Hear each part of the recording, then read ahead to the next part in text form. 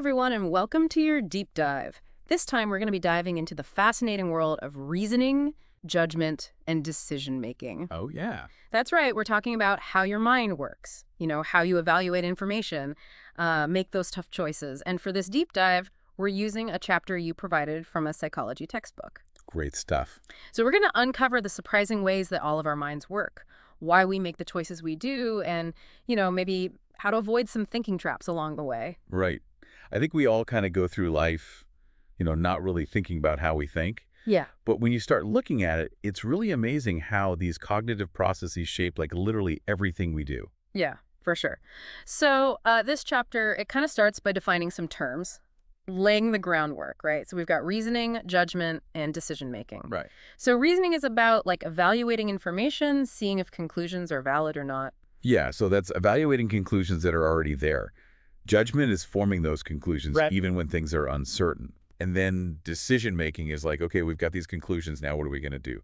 Making a choice, usually between different options, when things are uncertain. Yeah, like where the rubber meets the road. Exactly. Okay, so then the chapter talks about this idea of a focus on errors approach. Yeah. What does that mean? So it means we can learn a lot about how thinking actually works by looking at, where it goes wrong. Oh, interesting. At the errors we make, not just how it should work theoretically, kind of like optical illusions, right? They trick our eyes. And by looking at how they trick our eyes, we learn something about how our visual system works. That's a great way to put it. So it's not about saying that we're all completely irrational, but rather just understanding the quirks, the shortcuts in our thinking. Yeah. That's kind of freeing. I think so. We're not expected to be these perfect logic machines. Yeah, it takes the pressure off, right? Yeah, totally. So that leads to this idea of bounded rationality, which is it acknowledges that we have limited cognitive resources. We can't process everything perfectly. Right. But we're not doomed to be illogical, right? We've developed these mental shortcuts. Okay. Called heuristics. Heuristics. That's ringing a bell. I feel like we've talked about those before. Is that kind of like when you're choosing a movie and you just pick the one with the actor you recognize? Perfect example. Assuming it'll be good. Yeah. You're using a heuristic based on familiarity to make a quick decision. Yeah. And a lot of the time, heuristics lead to good outcomes. Right. They make us smart in a practical sense. I like the sound of that. Right. Heuristics make us smart. So they're our brain's way of being efficient. I mean, is there a downside? Well, heuristics are great for speed, but they can lead us to make errors sometimes, systematic errors in judgment. How? But we'll get more into that later. For now, I think it's helpful to just keep in mind that there's sort of two systems at work here. We have system one, which is that fast, intuitive, based on heuristics, like your gut feeling. Oh, okay. And then there's system two, which is slower, more deliberate, and analytical. Okay, so system one is quick on the draw. It makes those snap decisions, and then system two is more thoughtful, takes its time. Exactly. So system two is really important for complex problems, but it takes a lot more effort. Yeah. So I'm thinking probably my system one is running the show most of the time, especially when I'm doom scrolling on social media. Probably. Right. Yeah, I mean, it makes sense. Yeah. But knowing when to engage system two is really important. Yeah. Okay. Got it. So then the chapter goes into these different types of reasoning. Yeah. First, we've got deductive reasoning. So this is all about starting with general principles and working your way down to a specific conclusion, kind of top down. Right, like when scientists design an experiment, they're starting from an established theory. Okay. The chapter gives the example of memory research and the encoding specificity principle, which is the idea is that we remember information best when the conditions during recall match the conditions during learning. Oh, okay. So if you're in the same room, you learn something. Right. It's easier to recall it. Yeah. So a researcher could use that principle to make a specific prediction. People will remember a list of words better if they're tested in the same room where they learned the words. Makes sense. It's like a top-down approach. Exactly. Then there's inductive reasoning, which is the opposite, right? Yeah, so we're going from specific observations to a more general conclusion. Right, from the bottom up. Right, exactly. So the chapter uses an example of observing a few professors who get annoyed by late papers Right. and then concluding that most professors feel that way. You'd be using inductive reasoning. You would. So it's like piecing together clues in a detective novel. That's a great analogy. The more clues you find, the more confident you are in your theory about who committed the crime. Exactly. So just like detectives, right, we have to be aware of potential biases. Oh, yeah. That might be, sneaking into our thinking. Sneaking in there. This is where it gets really interesting, right? We're talking about those biases in reasoning. Right. So first, we've got confirmatory bias. Yes. Our tendency to look for information that confirms what we already believe, even if it means ignoring evidence to the contrary. Right. Like only watching news channels that align with your political views. Yes, like living in an echo chamber. Right. Exactly. Just trying to confirm what you already believe. Okay, and then there's this fascinating experiment, the Watson selection task. Oh, yeah. Can you walk us through that one? So imagine you have 4 cards. Each card has a letter on one side and a number on the other. You can see E, K, 4, and 7. The rule is, if a card has a vowel on one side, then it must have an even number on the other. Okay. Which cards would you need to turn over to test that rule? Okay, so I would flip over the E to see if it has an even number, and then probably the 4 to see if it has a vowel. That's what most people do. Yeah. But that's not actually the most logical approach. Oh, really? Yeah. Okay. So the correct answer is to flip over the E to confirm the rule. Right. And the 7 to see if it has a vowel, which would violate the rule. I see. Most people want to flip over the 4, but if the 4 has a consonant on the other side, it doesn't violate the rule. Doesn't tell anything. Oh, wow. I totally fell for that. Yeah. So our brains really like to be right. They do. Even if it means bending the rule. Exactly. Interesting. Okay. What other biases are there? So then there's my side biases. Okay. Where our own opinions can kind of warp our reasoning. Right. Even when we're told to be objective. So there was a study where students were asked to evaluate arguments about tuition costs and file sharing. And even when explicitly instructed to consider both sides, students were still more likely to agree with the arguments that supported their existing views. Yeah. So we're all a little bit biased. We are. Even when we think we're not. It's just natural. It's human nature. It is. But becoming aware of it is crucial for improving our reasoning skills. Okay.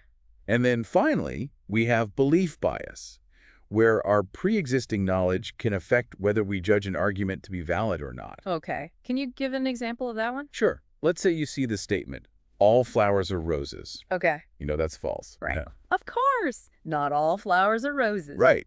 But if that statement was presented as part of a logical syllogism, the task isn't to decide if it's true, but whether it follows logically from the other statements. People often struggle to separate the truth of a statement from whether it's a logically valid argument. Yeah. So it's like our brains are trying to blend those two things together. Yeah. Truth and validity are different. Right. So we're good at finding the flaws in reasoning. We can be. But the chapter isn't just about pointing out our flaws, right? It's got to be more to it than that. You're right. It's not just about the errors. It also explores how we make judgments. Right. Which is, going beyond the information we're given to make guesses about unknown events. Okay. Educated guesses, like trying to figure out if you'll like a new restaurant. Right. Based on a few online reviews. Yeah. You have some information, but there's a lot of uncertainty. Exactly. All right, so how do we do that? How do we make those judgments? Well, this is where those heuristics come in again. Okay. They're really useful for making quick judgments under uncertainty. Okay. But, as we said, they can sometimes lead to systematic errors. Right. But we'll get into that. Yeah, we'll get into that. So let's unpack some of these heuristics, starting with the availability heuristic. Availability heuristic. Okay. This one is all about how easily something comes to mind. The easier it is to recall examples of something, the more likely we are to judge it as frequent or common. Okay. Even if it's not. Yeah, like if you just watch a documentary about plane crashes. Exactly. You might be more afraid of flying. Right. Even though it's statistically very safe. Statistically, it's very safe. Right. So it's about those vivid examples. It is. That stick in our mind. Yeah, it makes them more available. Yeah. And then that influences our judgment. Okay, that makes sense. Yeah. The chapter mentions a study where people were shown lists of names. Okay. And later, they were more likely to remember the names that started with the letter J. Interesting. But only if those names were famous people. Okay, so if it was just like Joe, Bob, whoever, the J didn't make a difference. It didn't matter. Hey. But if it was like Jennifer Aniston, John Lennon, suddenly the J factor mattered. So it's about the familiarity. It is. It's about familiarity biasing our memories. And that can lead to these inaccurate estimations of how common things are. So it's like our memories are playing favorites, highlighting the most attention-grabbing stories. Exactly. Regardless of whether they're actually representative of reality. That's a great way to put it, like how we tend to overestimate the likelihood of dramatic causes of death. Oh, right. Like shark attacks or homicides. Yeah. Compared to less reported but more common causes like heart disease or car accidents. Yeah. We're more afraid of the things we see on the news. Right. Because they're more available in our minds. Even if they're not actually that likely to happen to us. Exactly. Okay, but wait. Earlier you said that familiarity can be a good thing. Sometimes it can be. Knowing more can lead to better judgments. That's where the recognition heuristic comes in. Oh, right. Okay. Often we just assume the option we recognize is better in some way. So like choosing a brand name product over a generic one. Exactly. Just because it feels more familiar. That's it. More trustworthy, maybe? Right. The chapter gives this really interesting example about a study with Americans and Germans. Yeah. Asked to judge the populations of various cities. Yeah. The Germans who were less familiar with American cities actually did better at guessing which cities were larger. Really? Yeah. So not knowing can sometimes be a good thing. Absolutely. Yeah. It prevents you from being swayed by these irrelevant details. That's interesting. Okay, so what other heuristics do we have in our toolbox? So another one is the representativeness heuristic, relying on stereotypes and similarity to categorize things. Okay, so that's like assuming someone wearing a suit and carrying a briefcase must be a lawyer. Exactly. Just because they match our idea of what a lawyer should look like. Yeah, we're matching to our mental image. But the problem is it leads us to ignore base rates. Base rates. Yeah, the actual statistical likelihood of something being true. Okay. So even if someone fits the stereotype, it doesn't mean they're actually more likely to be a lawyer, right? Okay. We have to consider how common lawyers are. Right, okay. The chapter uses a classic example, the Linda problem. Imagine you get this description of this woman named Linda. Okay. She's outspoken, bright, and concerned about social justice. Which is more probable? Well, 1, Linda is a bank teller, or Lind is a bank teller and active in the feminist movement. Oh, I remember this one. It's so tempting to say number 2. It is. Because it fits the stereotype. Right. But isn't it statistically more likely for her to just be a bank teller? It is. Regardless of her political involvement? Yeah, that's the conjunction fallacy. The combination of two things can't be more likely than one thing. It's statistically impossible. It is. But we get tricked by how vivid that stereotype is. Right. Our brains love a good story. They do, even if it violates basic probability. So interesting. Speaking of being tricked, the chapter talks about how we tend to misperceive randomness. Right. We see patterns where there are none. Take coin flips, for example. We think heads, tails is more likely than 4 heads in a row. Even though they're both equally likely. It's like we expect randomness to look a certain way. We do. Nice and balanced. Yeah. But real randomness, it can have streaks and clusters. Right. Like, this relates to what they call the hot hand phenomenon in sports. Oh, yeah. People believe that a player on a winning streak is more likely to keep making shots. Right. Like they're on a roll. Yeah. But statistically, each shot is independent of the last. It's all random. It is. We're just imposing this order. Trying to find a pattern. Where there isn't one. Yeah, exactly. And sometimes that can have consequences, right? Oh, yeah. Like in gambling. Right. When people think they're due for a win after a series of losses. Yeah.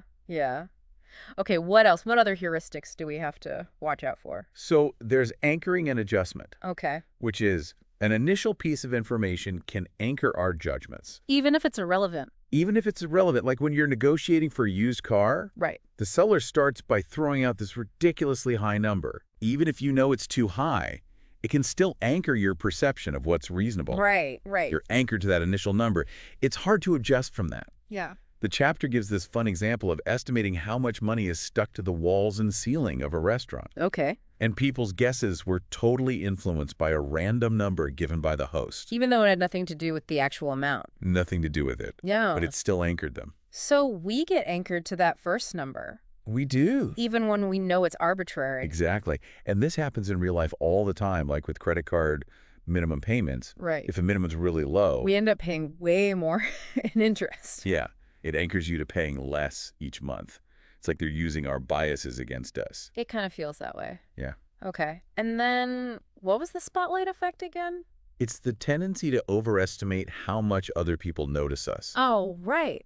We're anchored to our own heightened self-awareness. Right. So we think we're under this constant scrutiny, but most people are way too busy worrying about their own spotlight.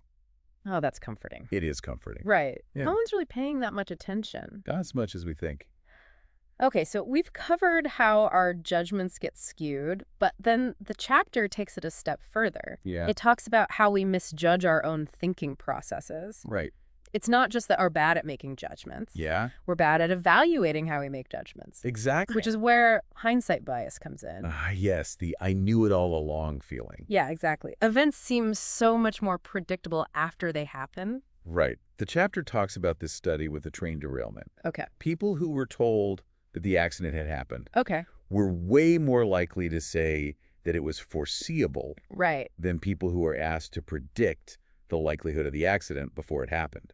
So it's like knowing the ending of a movie spoils the suspense. Right. It all seems obvious in hindsight. Right. But this has implications for real life, too, like legal cases. Oh, right. Deciding negligence and liability. Yeah, everyone becomes an expert. Everyone's a Monday morning quarterback. After the fact. Exactly. Okay. And then there's also miscalibration of confidence. Yes. We're often a lot more confident. Only more confident. Than we should be. Yeah. The chapter talks about a study where people were asked general knowledge questions. Okay. And they rated their confidence. Even when people were 100% certain, they only answered about 75% of the questions correctly. So we really shouldn't trust our confidence. No. Especially not when we're most confident. Right. Okay, so we've got all these biases, all these heuristics, and ultimately it all feeds into that most crucial cognitive process, right? Decision-making. Where the stakes are high. Because our choices can have big consequences. Big-time consequences. So how do we navigate all of this complexity? The chapter starts with kind of a classic theory, expected utility theory. Right. The idea is that a perfectly rational person should make decisions by weighing the benefits against the likelihood of them happening. And choose the option that has the highest expected utility. Sounds logical. It does. Except that we know humans aren't perfectly rational. Right. This is an ideal. Right. It's a normative model, not necessarily how people actually behave. Okay. So then the chapter introduces a more descriptive model called prospect theory. Which tries to capture how people actually make decisions. Okay. I'm intrigued. Tell me about this prospect theory. So prospect theory acknowledges that we don't treat gains and losses equally. Okay. We feel the pain of a loss more strongly than we feel the pleasure of an equivalent gain. Interesting. So like losing $100 feels worse. Way worse. Then finding $100 feels good. Exactly. Even though it's the same amount. That's so interesting. It is. And this leads to all sorts of interesting behaviors. Like what? Like what's called the framing effect. Framing? Which is our choices can be swayed by just changing how the options are worded. Really? Yeah. Even if the outcomes are the same? Yeah, it's like those classic save lives versus lose lives scenarios. Oh, right. So imagine there's an outbreak of a deadly disease, and you have to choose between two programs. Okay. Program A guarantees that 200 people will be saved. Okay. Program B has a 13 chance of saving all 600 people. Right. But a 23 chance of saving no one. Okay. So it's risky. It's risky. Yeah. Which one would you choose?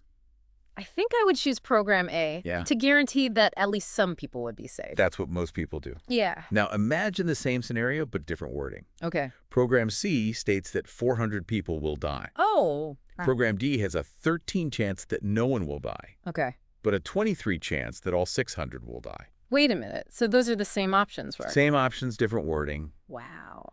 But the way it's framed totally changes it. Changes how people respond. Yeah. Faced with the certainty of people dying, they're more likely to gamble. Really? That's incredible how powerful our words are. The power of framing. Yeah.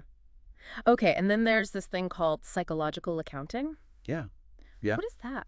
How we mentally categorize our spending can lead to some irrational choices. Okay. Like the chapter gives the example of losing a $10 bill. Okay. Versus losing a $10 ticket to a play. Okay. People are more willing to buy a new ticket if they lost the $10 bill. Oh, that's interesting. Even though either way they're out $20. Yeah. It's like they have separate mental accounts. Right. Entertainment, general funds. Exactly. It's how our brains make sense of the loss. They try to rationalize it. Okay, and then, the sunk cost fallacy. Oh, yeah. Tell me about that one. The tendency to stick with something even when it's no longer beneficial. Right.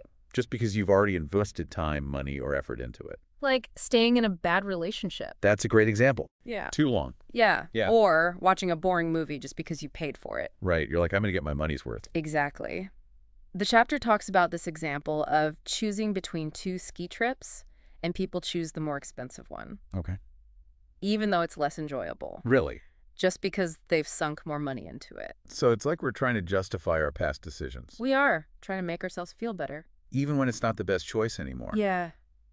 It's so interesting. So there's all these calculations. Right. Tricky heuristics, but isn't there more to decision-making than that? Oh, absolutely. Don't emotions play a role? Yeah, emotions are huge. Right. Yeah. So we're not just robots calculating the best outcome. No, we're not. We're driven by our feelings, too. We are.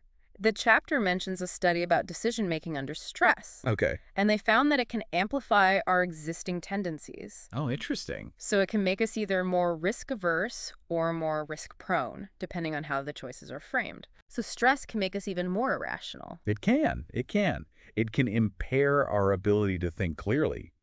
But here's a funny twist. The chapter also discusses this study where just a touch on the shoulder from a female experimenter actually increased risk-taking in participants. Wait, what? Yeah. A touch on the shoulder made people take more risks. They did. Financial risks, yeah. That's so strange. It is. It's a surprising finding. But it suggests that even these subtle social cues can influence our decisions. Maybe by tapping into these feelings of security or something. So we've got all these emotions swirling around, shaping our choices in ways that we're not even aware of. It's happening all the time. Yeah. Yeah. It makes you wonder, are all of these heuristics and biases just proof that our thinking is inherently flawed?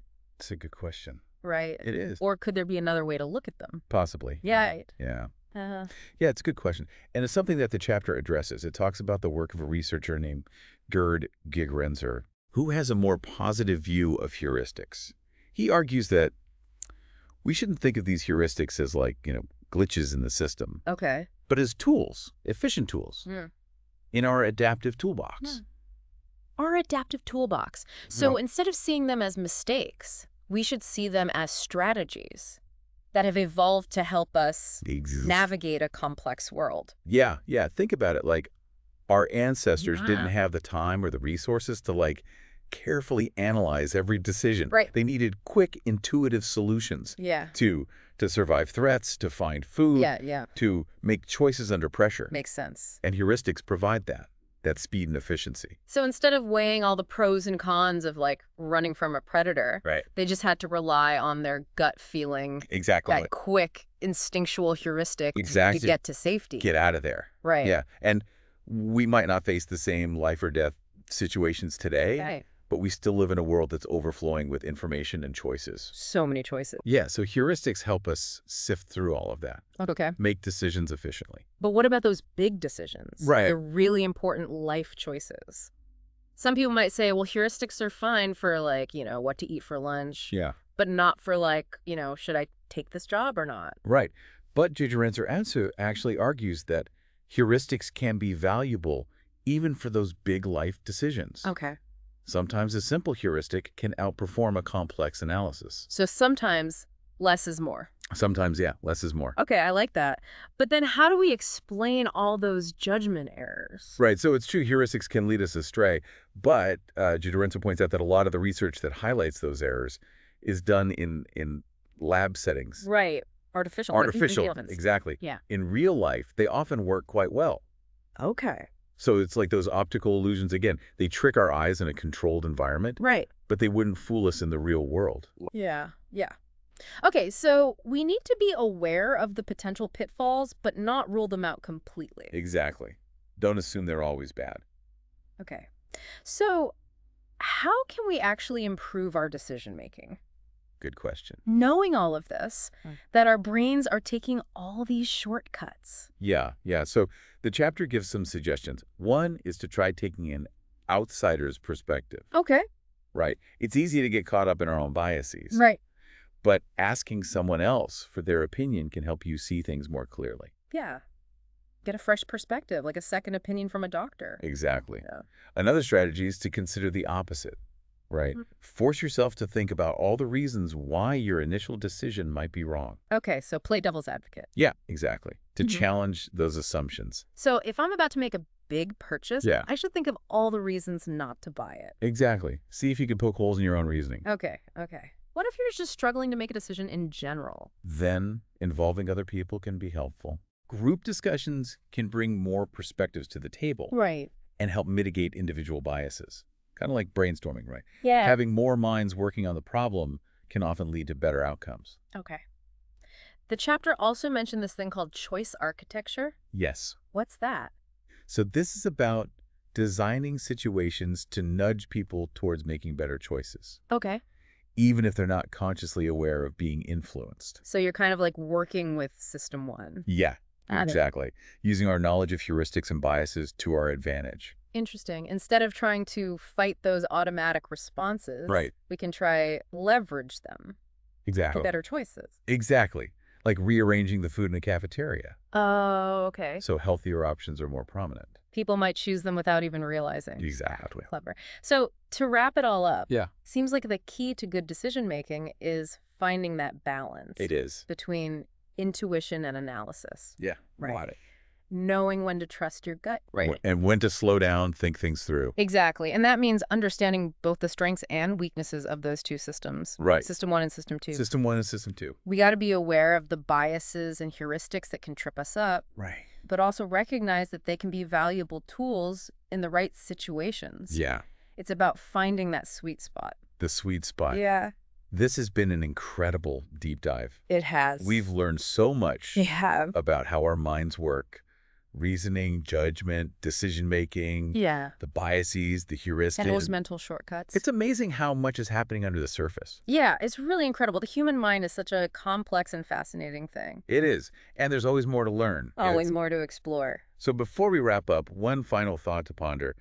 Have you ever found yourself sticking with something? Oh, yeah. A project, a job, a relationship, Yeah. even when it was clearly not working? Just because you had already invested so much time or money or effort. The sunk cost A fallacy. sunk cost fallacy. Inaction. Inaction, right. Or maybe you've noticed the framing effect at work, how a simple change in wording can shift your entire perspective. It's powerful stuff. It is. And what about that hot hand phenomenon? Do you believe in streaks of luck? Mm-hmm. Or is it just our minds trying to find those patterns in randomness? It makes you think. Right. Keep those questions in mind as you go about your day. Yeah. Because paying attention to how these things play out in your own life, Exactly. that's the best way to continue this exploration. It is. Keep learning. Thank you so much for joining us Thanks for having me. on this incredible journey into the mind. I hope this deep dive has given you a new appreciation for that amazing world inside your own head. Absolutely. And until next time, stay curious. Yeah, that's a good question. And the chapter kind of brings up this researcher, Gerd Gigerenzer, Okay. and he has kind of a more positive view of heuristics. He says we shouldn't think of them as glitches, Okay. but as tools, Okay. efficient tools in our adaptive toolbox. Our adaptive toolbox. So Yeah. instead of seeing them as these mistakes, Right.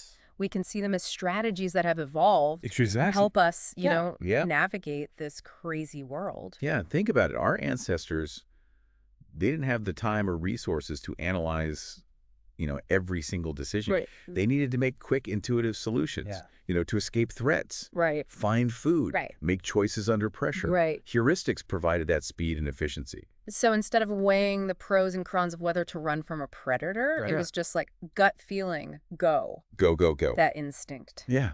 And we may not face those same life or death situations today, Right. but our world is still, overflowing with information Yeah. and choices. Right. So heuristics help us make sense of all that.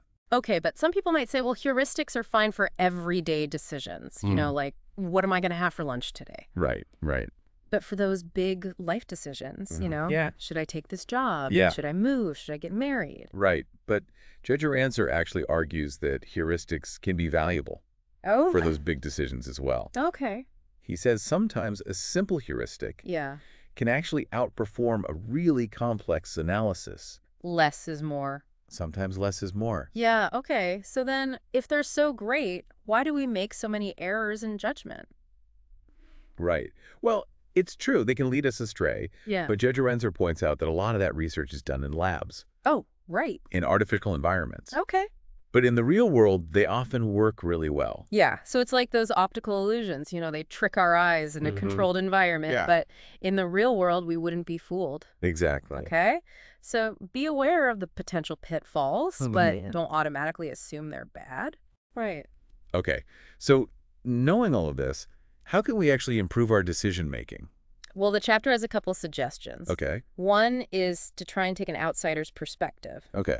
It's easy to get caught up in our own biases. Right. But if you ask someone else for their opinion, Right. they might be able to see things more clearly. Like getting a second opinion from a doctor. Yeah. Yeah. Another strategy is to consider the opposite. Okay. Force yourself to think of all the reasons why your initial decision might be wrong. So like play devil's advocate. Exactly. Nice. Challenge those assumptions. So if I'm about to make a big purchase, Yeah. think about all the reasons not to do it. Exactly. Yeah. What if I'm just like really struggling to make a decision? Yeah, well, involving other people can be helpful. All right. Group discussions bring in more perspectives. Right. And it can help to kind of like water down the individual biases. Yeah, like brainstorming. Yeah, exactly. Brainstorming. Get those creative juices flowing. Exactly. So more minds working on the problem, you might end up with a better solution. Okay. And the chapter mentions this thing called choice architecture. Yeah. What is that all about? So it's about designing situations to nudge people towards making better choices. Okay. Even if they're not aware of it. Subconsciously. Subconsciously. Yeah. Yeah. So kind of working with system one? Exactly. Use our knowledge of heuristics to our advantage. Oh, interesting. Right. Instead of trying to fight those automatic responses, Right. work with them. Okay. Like they give the example of rearranging the food in a cafeteria. Okay. So healthier options are more prominent. Ah. So Okay. people might choose them. Without realizing it. Exactly. It's a nudge. A nudge. A little nudge. Okay. So it seems like the key here is finding that balance, right? It is. Between intuition and analysis. Yeah. Knowing when to trust your gut Right. and when to slow down and think things through. Exactly. Okay. And that all comes back to understanding the strengths and weaknesses Right. of those two systems, System 1 and System 2. System 1, System 2. Being aware of the biases, the heuristics that can trip us up, Yeah. but also recognizing that they can be valuable tools Right. in certain situations. Okay. Find that sweet spot. Yeah, the sweet spot. Wow. This has been an amazing deep dive. It really has. I feel like we learned so much about how our minds work. It's fascinating, isn't it? It really is. Yeah. All the way from the basics of reasoning and judgment and decision making to like, all these biases and heuristics. Those mental shortcuts. It's just amazing how much is happening in our brains all the time. Under the surface all the time. Yeah. Yeah, the human mind is really incredible. So before we wrap things up, one last thought to ponder. Okay. Have you ever found yourself sticking with something? A project, Yeah. a job, a relationship, even when it was clearly not working? Yeah. Because you'd already put in so much time, money, or effort? Classic sunk cost fallacy. Right. The sunk cost fallacy, there it is. Or maybe you've seen that framing effect. Yeah. You know, how just the wording of something can change your whole perspective? Yeah, it's powerful. And what about the hot hand phenomenon? Do you believe in streaks of luck? Or is it just our minds trying to find those patterns in randomness? Tough questions. Right. Keep those in mind as you go about your day. Yeah, pay attention. Because really paying attention to how these things show up in your own life, Right. That's how you can keep learning and exploring. Exactly. Keep that curiosity going. Thank you so much for joining us on this incredible journey into the mind. Thanks for having me. I hope this deep dive has given you a new appreciation for that amazing world inside your own head. Me too. Until next time, stay curious.